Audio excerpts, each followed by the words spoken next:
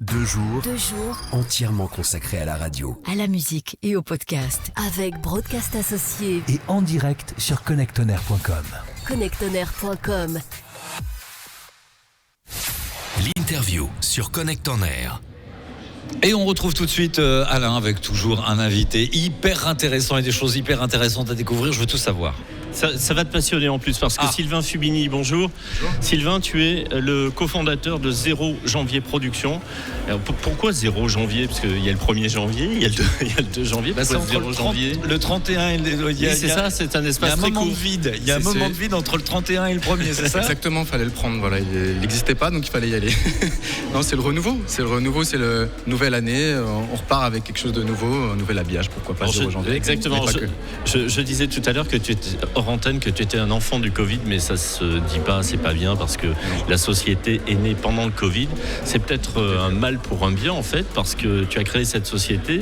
Vous êtes 2, 3. On est 3. 3 musiciens en plus. Oui. 3 musiciens et 3 musiciens très complémentaires avec des univers et des références qui sont différentes.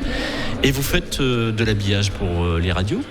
Exactement, on fait de l'habillage pour des radios. Donc on est 3 musiciens et amis d'enfance par la même occasion. Et on a chacun ses particularités, avec plutôt quelqu'un qui est à la composition, la production, un autre qui est plus sur la partie mix et ingénieur du son, et moi qui est un peu plus la partie, on va dire, développement du projet et un peu de composition aussi.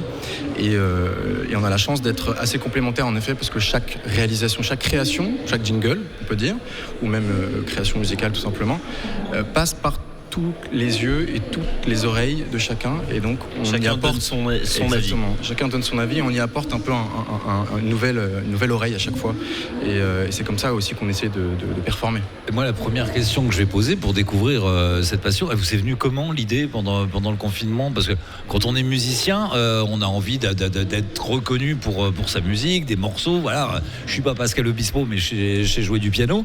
Et là, de se dire, bah non, je vais faire quelque chose d'assez anonyme en fin de compte, de faire des jingles radio. Comment ça peut vous venir à l'idée? Pourquoi vous avez pensé à ça d'un coup? Alors c'est pas venu tout seul non plus. En fait, on est 3, et je travaille donc avec Julien et Raphaël, qui eux ont travaillé pendant 5 ans pour un autre studio que vous connaissez très bien, qui s'appelle 21 juin Productions. Et c'était un peu les 0 janvier, 21 juin, on n'est pas à 2 doigts de... La folie, ce qui est fou, c'est qu'en fait 0 janvier la marque existait avant qu'ils travaillent avec 21 juin Productions. Donc c'est un peu le hasard qui veut ça. Et pour compléter 0 janvier Productions, pourquoi ça vient donc de Starmania, la fameuse comédie musicale des années 80. Ah oui, c'est vrai. Et j'aurais voulu être un artiste pour pouvoir crier qui je suis. Était, selon nous, un slogan assez représentatif de l'identité 0 janvier. Des radios, justement, et de l'habillage qu'elles pouvaient en avoir.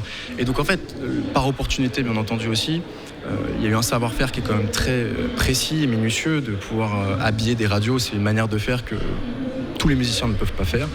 Et ce savoir-faire-là a été développé pendant quelques années, et donc en toute autonomie et indépendance, on a voulu créer cette structure-là pour proposer quelque chose de nouveau. Alors globalement, c'est un petit marché en fait, parce que on en parlait tout à l'heure, mais les radios ont pour habitude de travailler avec une boîte de production, avec des musiciens, parce que ça les met en confiance, parce qu'ils ont des références communes, ils s'entendent, ils arrivent à dialoguer ensemble. Comment rentrer dans ce petit milieu? Comment se faire un petit creuser son sillon et faire son petit chemin entre ces quelques boîtes qui sont là, ancrées depuis parfois des décennies? C'est forcément un mur qu'on a dû faire face jusqu'à aujourd'hui, qu'on commence du coup à gravir, escalader et casser même petit à petit. Et donc on propose quelque chose d'assez nouveau, moderne par notre âge.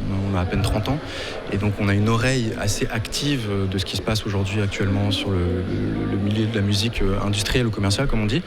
Et donc on a la chance de pouvoir proposer ça. C'est votre argument pour pouvoir rentrer, pour pouvoir être écouté? Pour pouvoir innover en tout cas. Pour pouvoir innover, évidemment. Pour pouvoir innover. Tout leader, toute radio leader qui travaille avec des années par habitude, moi je me permets de leur dire, et je vous le dis aussi là tout de suite, pour innover, il faut savoir se renouveler et proposer quelque chose de nouveau aussi, exactement comme ça. Et donc il y a un renouvellement aussi, c'est une question de roue qui tourne en fait quelque part. Et donc on essaie d'apporter quelque chose dans ce sens-là. Tu me disais quand même tout à l'heure qu'un de vos clients s'appelle RTL. Un de nos clients s'appelle RTL et ils font appel à nous. Ah bah c'est marrant parce que ça ferait un bon nom de radio ça. La roue qui tourne. Ils font appel à vous et vous faites des génériques pour eux. Vous n'êtes pas sur du jingle, vous êtes carrément sur du générique d'émission. Là exactement, ça fonctionne sur système d'appel d'offres. Et donc en effet, on a gagné plusieurs appels d'offres comme ça et on réalise des génériques pour eux. Exact. Oui, parce que il faut savoir que, enfin, je sais pas, Alain, quand on a commencé, moi quand j'ai commencé mes émissions de radio dans les années 80, on avait les disques de Yannick Chevalier.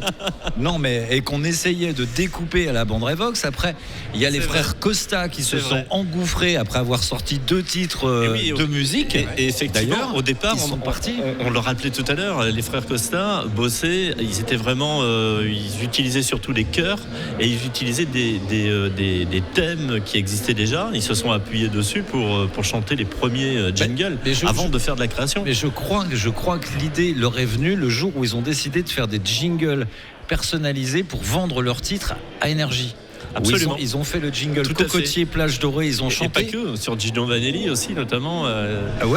Mais au tout début c'était pour promouvoir. C'était pas Gino Vanelli, je dis des bêtises, c'est Donald Fagen. Oui, c'était IGY, c'est le I. Voilà. Et il y en avait un autre comme ça qui avait fait Nuit brésilienne, c'était Christophe Laurent. Et qui avait fait Nuit brésilienne en plein Paris avec Énergie. Ça te parle pas, Sylvain? Non, on ne citera pas l'année. Hein. Mais par contre, effectivement, c'est l'ancêtre du métier que tu fais maintenant, parce que c'était des musiciens, ils se sont dit, bah non, on va partir sur ce créneau-là. Alors c'était quelque part assez novateur à l'époque d'avoir des jingles qui étaient chantés, parce que c'était pas le cas. La FM permettait ça, et c'est vrai qu'on est resté pendant des années avec des sociétés. Après, on a eu toute la période dans les années 90 où on n'avait plus envie de jingle chanté, on avait plutôt envie de liner. Donc là, il n'y a plus de boulot pour vous. Et là, on revient un petit peu justement dans la création avec des choses un peu plus. Oui, effectivement. Et là, tu utilises des voix, il y a des choristes, il y a donc des musiciens, il y a un catalogue quand même de chanteurs. Chanteurs, tout à fait. En fait, on utilise les codes des années 80 encore aujourd'hui, qui remontent même encore avant d'ailleurs. Les Costa n'étaient pas novateurs, ils étaient novateurs français, ils ont proposé des jingles et des logos sonores. On se souvient de Michel Berger qui avait quand même écrit l'habillage de RMC Radio Monte Carlo dans les années 70. Exact. Et l'harmonisation des voix, comme on dit, la superposition du coup des voix reste encore très actuelle aujourd'hui. C'est juste la manière dont c'est produit et musicalement la manière dont c'est composé qui diffère un petit peu. Et après on se retrouve dans un système un peu entre deux, comme on parlait tout à l'heure des années 90, c'est-à-dire qu'il y a des radios nouvelles qui ne veulent pas forcément de musicalité. Ils veulent plus un franc-parler, c'est-à-dire un slogan parlé qui est produit d'une certaine manière et qui se différencie du coup du jingle traditionnel. Après, chacun fait comme il veut. Nous, on est là pour proposer quelque chose d'adapté aussi, bien entendu, et d'aller dans ce sens aussi de l'innovation, en tout cas du renouvellement. Mais les deux existent, c'est sûr. Donc, vous ne faites pas que du jingle musical chanté. On est bien d'accord. C'est de l'habillage en général. C'est de l'habillage en général. Après, on est principalement musicien, donc on accompagne tout ce qu'on fait. Vous allez composer, bien sûr. Vous allez composer. Exactement. Et effectivement, on parlait d'RTL, donc tu composes, vous écrivez, vous composez des génériques pour RTL. En même temps, s'il y a bien une radio qui n'a pas bougé son top horaire, qui a essayé à un moment donné de le moderniser, mais le top horaire d'RTL est là depuis toujours. J'ai le souvenir que Europe 1, c'est pareil. C'est Michel Legrand, je crois, Michel Legrand qui avait composé le top horaire d'RTL. Europe 1, ils ont pris une pendule, ils étaient plus tranquilles. Un carillon. Exact. Mais c'est vrai que les grandes radios nationales sont très attachées à cette identité sonore aussi. C'est leur identité, clairement. Donc, le Clem d'énergie, c'est leur exactement définition. le même Exactement. principe. C'est vraiment la marque, la fabrication de la marque et l'identité forte sonore de la marque. C'est compréhensif aussi de leur part, du coup, de rester aussi avec cette identité que tout le monde connaît. Ici, je pense, au salon, au moins, j'espère. mais voilà, du coup, on est là aussi pour proposer quelque chose en parallèle, clairement, proposer quelque chose d'un peu différent en termes de musicalité et de logo sonore aussi avec d'autres radios. Sur le salon, vous allez proposer des démos de ce que vous faites.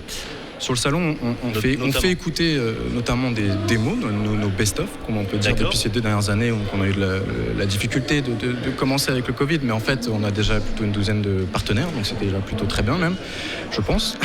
Et on va leur faire écouter ce best-of-là, plus des démos un peu inédites qu'on a pu envoyer à certaines radios ciblées, que tout le monde peut aller écouter du coup à notre stand 0 janvier. Eh bien, très bien, stand 0 janvier. C'est vrai, je reviens juste sur un truc parce que effectivement, d'un coup, la question m'est venue. C'est vrai qu'à chaque fois, la plupart des radios, c'est 3 lettres ou 3 syllabes.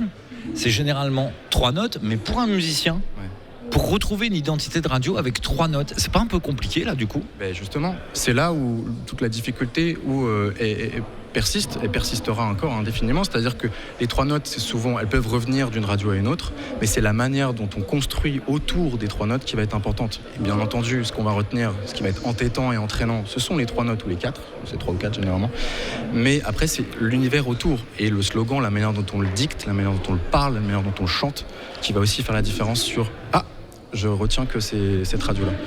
Et elle est là aussi. Mais c'est vrai que les notes sont pas... L'identité est là et en même temps, l'habillage a évolué, il a été modernisé et il apporte quelque chose de différent. Et la radio étant un média traditionnel, bien entendu, on le disait tout à l'heure, il faut respecter ça, je veux dire, la manière dont elle a pu évoluer avec son temps, mais il faut aussi accepter peut-être qu'une audience plus jeune puisse écouter différemment la musique sur de nouveaux supports, que ce soit la radio ou d'autres, et adapter peut-être aussi les habillages à ces supports-là, mais en continuant à travailler avec les radios qui ont des supports très... Et même si c'est pas une audience plus jeune, j'ai envie de dire, maintenant, de toute manière, les gens vieillissent beaucoup plus tard qu'avant. Non, mais c'est vrai. C'est vrai. Je veux dire, c'est maintenant, on n'a plus forcément envie d'écouter à un certain âge des trucs qui sonnent un petit peu vieillots. On a envie d'être toujours dans l'air du temps.